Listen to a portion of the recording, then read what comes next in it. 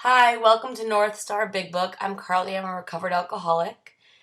We are in the doctor's opinion. If you begin on the first page and you turn one page on the right hand side, in my book it's 25, Roman numeral 25. It's probably one or other the other way in the fourth edition. We are halfway through in the page where the doctor writes in a second letter. Many years ago, one of the leading contributors, which is Bill Wilson, so I wrote Bill Wilson above there, to this book came under our care in this hospital, and while here he acquired some ideas, and I underlined the rest of the paragraph, which he put into practical application at once. Above practical application, I wrote action. And then I circled at once, and that's the time frame it took Bill to do the work. And on the side, I wrote Silkworth gave it to him. So Silkworth gave it to him because Dr. Silkworth gave him the ideas. He acquired them from Dr. Silkworth about the mental obsession and the physical allergy. And then Bill put those ideas into action.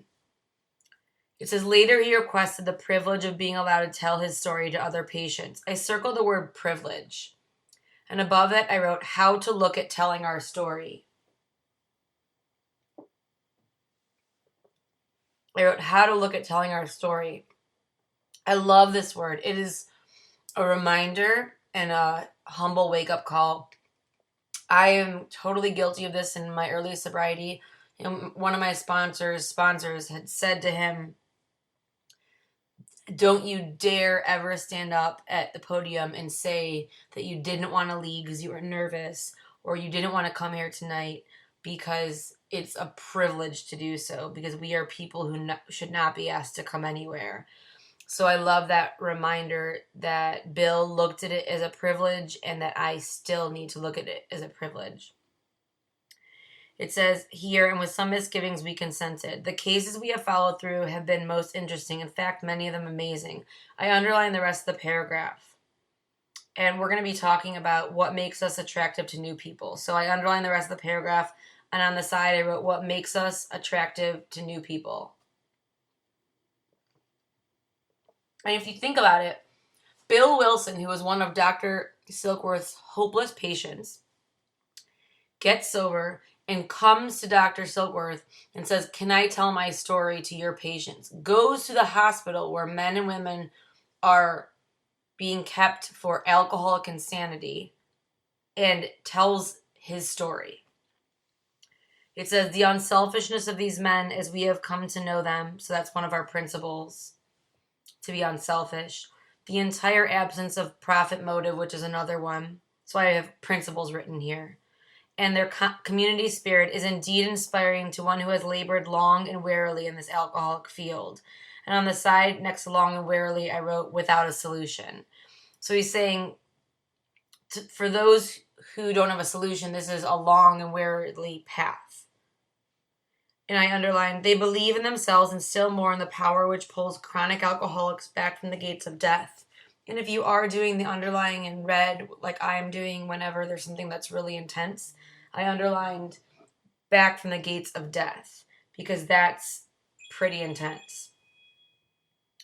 So then it says, of course, an alcoholic ought to be freed from his physical craving for liquor, and this often requires a definite hospital stay procedure before fit psychological measures can be of maximum benefit. I bracketed the next paragraph, and I wrote above it, physical aspect of disease. The next couple pages are probably the most used pages I go to when I'm taking a girl through the first 3 steps and really highlighting the first step. So before we go through that, I want to write a couple of things on the top of the page. I wrote, we can't process alcohol. We can't process alcohol. And underneath that, I wrote disease concept. Disease concept. And next to disease concept, I wrote overwhelming reaction when we put alcohol in our body. Overwhelming reaction when we put alcohol in our body. So that there's a couple of things that we have here. We can't process alcohol. And then the reason why is because of this disease concept, which is that we have an overwhelming reaction when we put alcohol in our body. Then the part where I bracketed the paragraph, I want to read this, and this is all about the physical aspect of the disease. We believe, and so suggested a few years ago, and I underlined all of this, that the action of alcohol on these chronic alcoholics is a manifestation of an allergy, that the phenomenon of craving is limited to this class and never occurs in the average temperate drinker. I'm going to go over all of this after we read through it. These allergic types can never safely use alcohol in any form at all, and once having formed the habit and found they cannot break it, once having lost their self-confidence, their reliance upon things human, their problems pile up in them and become astonishingly difficult to solve. So I want to start at the top. This paragraph is so important because it's talking about our physical allergy. So remember, we have a two-part illness of a physical allergy to alcohol and the mental obsession. We're going to get to the mental obsession in a minute. This part is about the physical allergy. And what it says here is that we believe, which means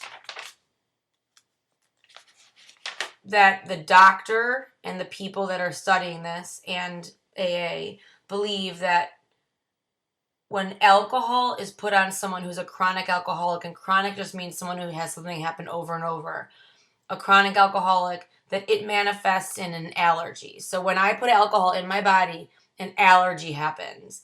An allergy, I have written down, is an abnormal reaction. That's just a simple term for it. Allergy means abnormal reaction. So the allergy of alcohol is an abnormal reaction that when I put alcohol in my body and my husband puts alcohol in his body, two different things happen. When my husband has alcohol, his cheeks get red, he feels a little happy, he can get a little tired, and he tells me he doesn't want any more because he wants to enjoy the evening.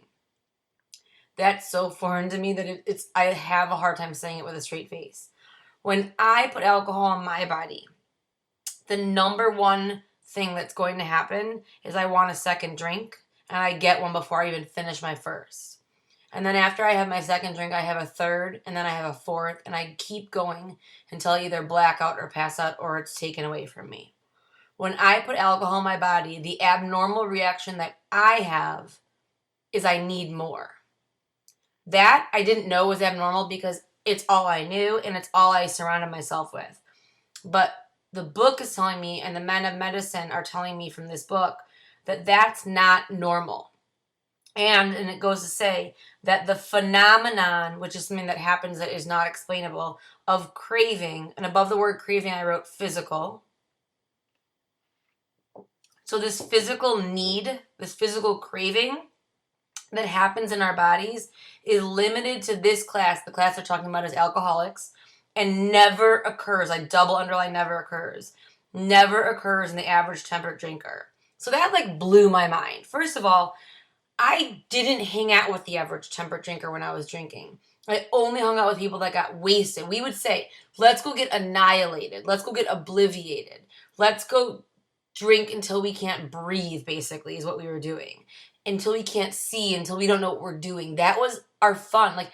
Our activity was drinking. What are you doing tonight? We're going to go drink at blah, blah, blah. There was no other activity. So I wasn't around people that were socializing with wine in their hand or a drink.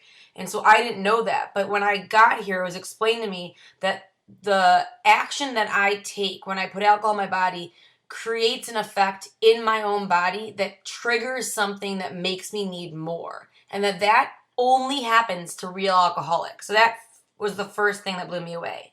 Then it says, and I underlined this part in red, these allergic types, so the people like me who abnormally react to alcohol, can never safely use alcohol in any form at all. And I circled the word safely here. I wrote on the side, can't safely drink.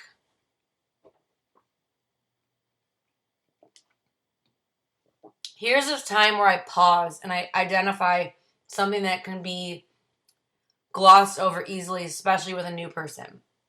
The first thing I tell them here is that the book does not tell me I can never drink again. No one can control whether I drink or not. The book tells me if you're allergic and you physically cannot control the amount you put in your body, you can never safely drink again, which means I can never safely put alcohol in my body. And it also says in any form at all. Form tells me that they're not just referring to the liquid form of alcohol.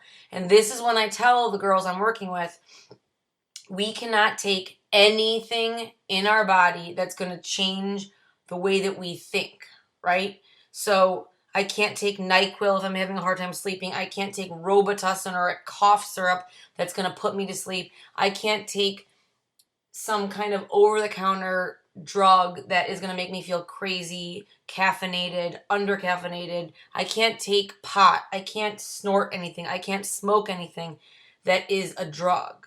I can't take pills. The only thing I can take medically is something that a doctor is prescribing to me with the understanding of what's going on with my alcoholism and possibly addiction. And I'm aware that I'm taking it for the right reasons, and I take it the way it's supposed to take. I'm taking it. So I take medication. I have an anxiety disorder. I've taken medication for ever, and I've been on the same medication since I was 4 years sober. However, if I'm having a bad day, I don't take 2 of my pills when I'm supposed to take 1. My pill controls the chemical imbalance in my brain, but if I took 2 because I'm having an uncomfortable day and my prescription says to take 1, that is me choosing to not follow the directions that my doctor's giving me. And I feel that for me, that's I'm in very questionable territory. But this is the time when I tell the people I'm working with, we can't put anything in our body that's going to change the way we think. Okay, so it says, and once having formed the habit and found they cannot break it, once having lost their self-confidence, their reliance upon things human, their problems pile up in them and become astonishingly difficult to solve. I wrote a couple of things here. I wrote on the side, why did we drink? Question mark. Why did we drink? And then I also wrote, next is to solve, I wrote, hopeless malady, can you relate? Hopeless malady, can you relate? So can you relate to the feelings? And I really like to focus on these feelings. Did you find you could not break it once you started drinking? Did you find you lost your self-confidence? Did you feel that you couldn't rely upon humans, including yourself? Did you feel like your problems were piling up on you and they became so much that you couldn't bear it? I remember mail would just pile up because I was overwhelmed at like the bills or what they were going to say and voicemails. And I was just, the littlest things overwhelmed me. So that paragraph really identifies something that I did not know until I came to AA, which is that there are certain people who are called alcoholics. And the reason why they're called alcoholics is because they have a problem with the way that they process alcohol. And that when they put alcohol in their body, they cannot control the amount they take. Whether they live in a mansion or a refrigerator box, the number one symptom of every alcoholic is that they will pick up the second drink eventually. So that's the physical aspect of the disease. The next paragraph says, frothy emotional appeal seldom suffices. When I think about this, I think about being at a coffee shop and then the baristas making the steamed foamy milk for a cappuccino or a latte. And the way that they make that topping is by taking the milk and heating it up with hot air and steam, and they make it poofy. And that's just basically hot air in there.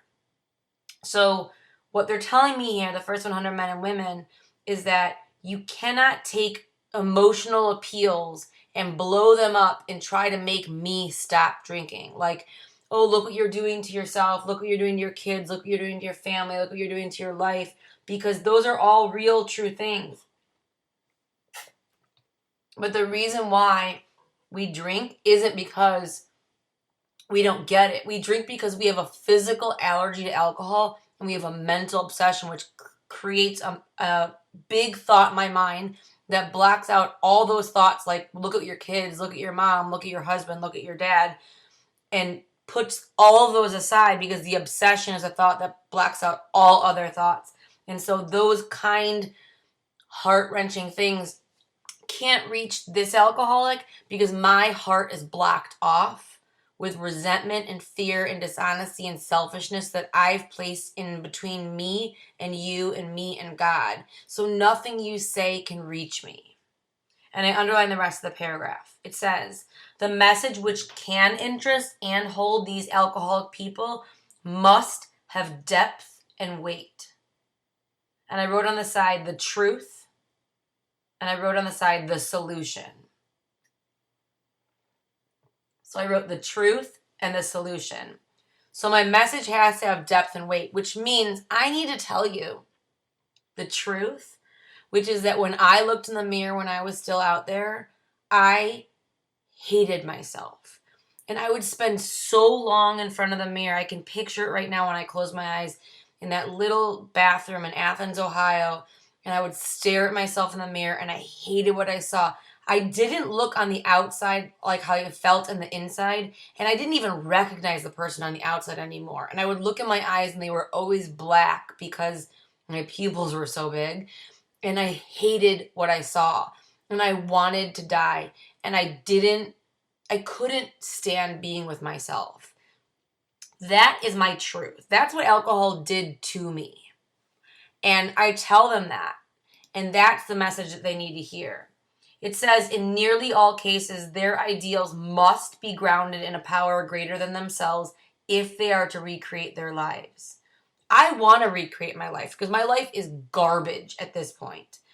And I don't know how to do this on my own, and I've tried, and no human can help me. And so they're telling me I have to have something bigger than humans. I wrote on the side, so the next paragraph is basically Dr. Silkworth saying, like, look, if you think this is dramatic, try doing what we're doing. And then we're going to get into the meat of step one. It says, if any feel that as psychiatrists directing a hospital for alcoholics, we appear somewhat sentimental, let them stand with us a while on the firing line. See the tragedies, the despairing wives, the little children. Let the solving of these problems become a part of their daily work, and even of their sleeping moments. And the most cynical will not wonder what we have accepted and encouraged this movement. We feel after many years of experience that we have found nothing which has contributed more to the rehabilitation of these men than the altruistic movement now growing up among them. And that word rehabilitation reminds me of recovered. So I wrote on the side, the end, and I wrote total oblivion. Because they're talking, when Dr. Silkworth is talking about the tragedies, the despairing wives, the little children, I wrote the end and total oblivion. These are people who've been placed in a hospital for alcoholic insanity. And they're at their end. And this is what happens to real alcoholics without a solution. The next paragraph is what I always want to remember. And I bracketed and underlined the whole next paragraph. And we're going to go through it together. On top of the paragraph, in that little space next to among them, I wrote in big letters, why we drink. So I wrote, why we drink. And it says, men and women drink essentially because they like the effect produced by alcohol. I love this sentence because it's so simple. There's nothing that it doesn't encompass. So just to give you some examples. The reason why I drank when I was 13, 15, 16, all those like fun times were I wanted to feel alive and I wanted to get out of the way I felt, which was uncomfortable in my skin, and I wanted to feel free and I wanted to not care about all the things I cared about in my discomfort. And when I drank, I felt like it was something I was good at because I had a girlfriend that was a good basketball player, and I had my friends that were drill team, and I had the pretty friend, and I had the smart friend, and I didn't have anything, so I thought. And so this was my thing, and I drank because it defined me, and it made me feel alive. If you ask me what effect I was chasing, when I was 19 and a half years old at my end, just a few years later, because my alcoholism was so fast, the effect I was chasing was I wanted to feel nothing. I hoped and prayed that whatever I put in my body would shut up every voice in my head and numb out every feeling I had, including joy. I wanted no feelings because they were all so uncomfortable. I hoped it would kill me, and I was bummed out every morning when I came to and I wasn't dead. If I just look at that effect and the progress between the beginning effect of wanting to be free and alive and on top of the world and my end effect, which was I wanted to be dead and numb and feel nothing, that progression of the disease is so apparent. One exercise I really like doing with a group of new people and not new people when we're taking a girl through the first 3 steps is to ask each person to go around the room and say, what effect, when we talk about this, what effect were you chasing in the beginning? And everyone shares their effect. And they're all pretty similar. And then we all answer the question, what effect were you chasing in your end? And it really does highlight it. And it reminds me that that's all I need to know is my own progression. Did my disease progress? Yes. The sensation is so elusive. The sensation they're referring to is the effect that we chased. That while they admit it is injurious, they cannot after a time differentiate the true from the false. So yes, I admit it causes problems in my life and the life of the people around me, but after a time I can no longer tell you what's right and what's wrong. So this was me. I was in theater at Ohio University. I was crazy, crazy, crazy pants. I didn't know if the things that were in my mind were plays that I had read, movies that I had seen, blackouts that I was remembering, nightmares that I had, or something that really happened. And I no longer could tell you what was true and what was false. I no longer could tell you what I believed and what I didn't, and what was honest and what was a lie. It says, to them, their alcoholic life seems the only normal one. It was normal. It became normal, the things that I did. Waking up next to people I didn't know. Walking home from houses I didn't know how I got to. Piecing together the night before. Not remembering what happened to the money. Not remembering what happened to my clothes. Not remembering what happened. Not remembering how did I get through that test. Did I go through that audition? I can't remember if I checked my name on the list. Not remembering anything. And not even just that. Not even just the alcohol. The daily living was abnormal. Living in an apartment where we had an open relationship where we don't tell each other if we're sleeping with somebody else or not, and we don't tell each other if we're coming home. That became normal. The life I was living, the standards I brought myself down to, the depression and the loneliness and the loss and the lies and the manipulation, it all became normal. It says, so this next part I wrote on the bottom of a page, forced periods of sobriety. So I want us to think about this as in terms of forced periods of sobriety.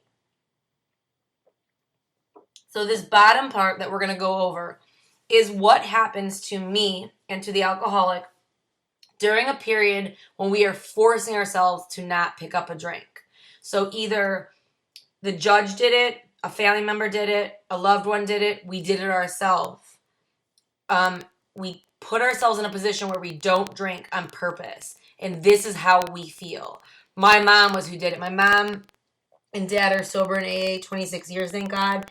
And my mom was 7 years sober, and she was driving me crazy because I was telling her all the time that I was depressed and I wanted to kill myself. I feel embarrassed even saying she was driving me crazy. She was trying to give me a solution, and she was terrified. And she had the solution, and I didn't. And she gave me the physical challenge, which without telling me, I'm giving you the physical challenge. And she said, can you go a month without drinking or using? And I was like, I'm sure. Yes, of course I can. Because I'd always been able to do anything I set my mind to. I was on the dean's list every single quarter in college.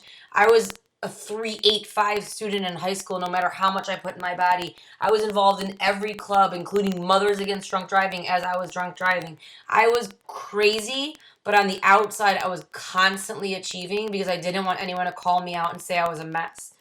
And when I put my mind to it, of course I was going to be able to stop drinking because I'd never tried to do it. And so this was going to be my first chance. what I found was I was able to not drink or put anything else in my body for about 3 weeks. During this time, I could only do that by not hanging out with any of my friends, not going to any parties or bars, and sitting in my apartment watching movies, smoking cigarettes, and braiding my hair, and listening to music until the next day passed and the next day passed. I literally white-knuckled it. During that period, I went through a shocking experience. I found that where I was once so good at achieving in school, I could no longer function in class. I couldn't show up to class.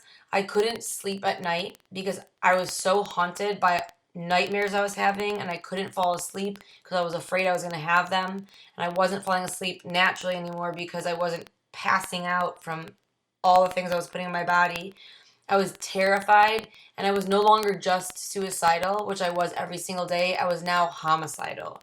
I felt like my chest was on fire, and I felt like someone had removed my skin and set me out into the sun, and I was super raw and uncomfortable, and I felt like at any moment I was going to snap, and like my insides were dying. The big book is going to refer to this in terms that are called restless, irritable, and discontent. My sponsor defined those for me. So on the side of this same page, I wrote the word restless. And then I wrote the definition, being uncomfortable in your own skin. Being uncomfortable in your own skin. Then I wrote irritable. And I wrote emotionally violent. Irritable is emotionally violent. And then the last word is discontent. And I wrote never happy. Never happy. And that's because we're full of resentment, fear, and shame. And when I'm full of resentment, fear, and shame, and dishonesty, and all those stories that I have been carrying with me, and now I have to look at, and all my stuff that I'm so uncomfortable with, and I don't have alcohol to make that pain go away, I become restless, irritable, and discontent. This is what happened to me when I took away alcohol. I didn't know that was what was happening. What my mind decided what was happening, because I no longer had alcohol in my body, was that a couple of things. It first said, see, you're not a real alcoholic because you've gone 3 weeks without drinking, and real alcoholics cannot go 3 weeks without drinking. And the real problem is something's wrong with you, and you're not on the right medication, and you're not seeing the right psychiatrist, and you need to find someone better, and you need to get on something different. And thank God the internet wasn't around then, because I would have found out what that was, and I would have looked it up and like diagnosed myself, I'm sure. But I was convinced that my problem had nothing to do with alcohol because I was worse without alcohol. Without alcohol, I was an insomniac. I wanted to kill people. I wanted to kill myself. I couldn't breathe. I couldn't function. I couldn't go to school. I couldn't read. I was so miserable to be around. I was depressed. I was depressive, and nobody wanted to be near me. And it says in the book, they are restless, irritable, and discontented unless they can again experience, and on the top of the next page, I underlined the sense of ease and comfort which comes at once by taking a few drinks. So I underlined that part. On the top of this, I wrote, our mind tells us to drink. Our mind tells us to drink. And I wrote, believe the lie. Believe the lie. So my mind tells me I'm going to feel better when I pick up a drink.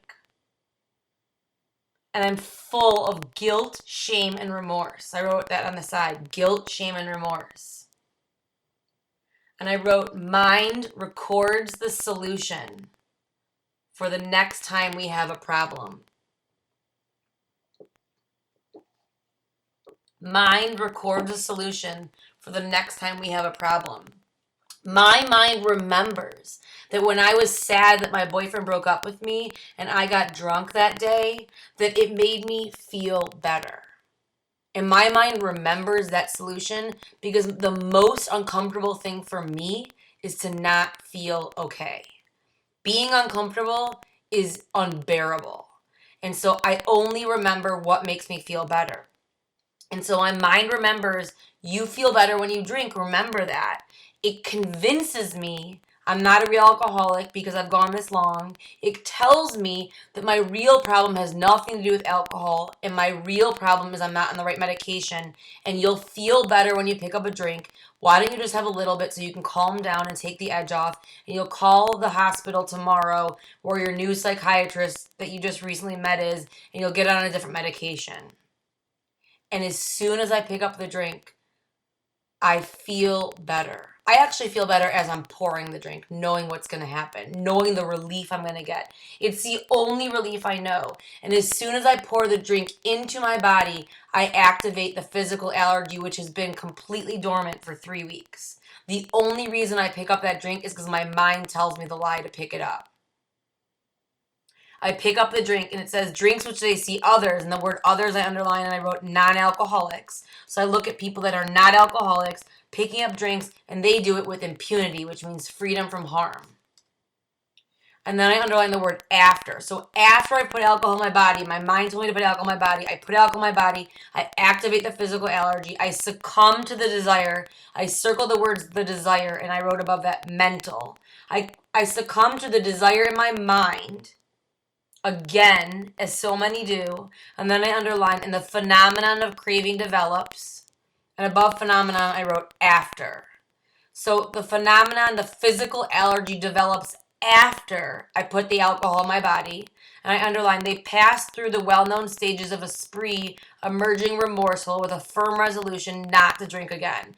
And we come to, at 1 o'clock the next day, humiliated, lost, in a walk of shame, and we say, I cannot live like this. I'm never going to do it again. And then we go on a forced period of sobriety and we become restless, irritable, and discontent. And we say, I cannot live like this. I need to pick up a drink because I cannot live like this. And then we succumb to it. And when the physical allergy is activated, and it goes again and again and again. And that is the cycle of alcoholism. It has nothing to do with how much I drink, how long I drink, or how often I drink. It's the cycle of alcoholism. This is a progressive illness. So it says, this is repeated over and over. And above repeated, I wrote mental obsession. This is repeated over and over. And unless this person can experience an entire psychic change, above psychic change, I wrote new mind. I underlined in red, there is very little hope of his recovery. On the side, I wrote obsession, and I wrote blacks out all other thoughts. And if there's very little hope of my recovery and no human power can help me, then that means, and I wrote this down, fellowship alone is insufficient. I'm sorry we're 2 minutes over. I hope you have an awesome day. It's totally your choice. Come back next week.